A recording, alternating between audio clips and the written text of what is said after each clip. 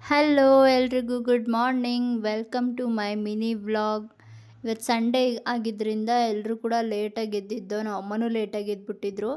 So ನನ್ನ ತಮ್ಮ ಬೆಳಗ್ಗೆನೇ ರೆಡಿಯಾಗಿ ಎಲ್ಲೋ ಹೊರಡೋಕ್ಕೆ ಅಂತ ರೆಡಿಯಾಗಿ ನಿಂತಿದ್ದ. ಒಂದಷ್ಟು ಪೋಸ್ ಕೊಟ್ಟ.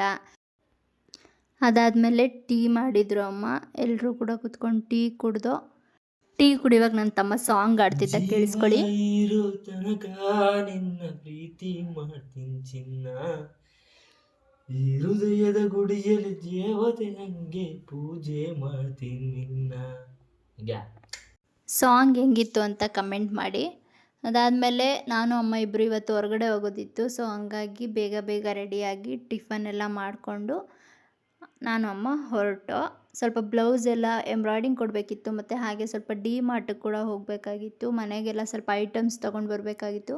ಸೊ ಹಂಗಾಗಿ ಡಿ ಮಾರ್ಟಿಗೆ ಹೋಗಿ ಐಟಮ್ಸ್ ಎಲ್ಲ ತೊಗೊಂಡು ಆಚೆ ಬರೋಷ್ಟರಲ್ಲಿ ಸಾಕಾಗೋಯ್ತು. ಸಿಕ್ಕಾಪಟ್ಟೆ ಜನ ಇದ್ದರು ಡಿ ಮಾರ್ಟಲ್ಲಂತೂ.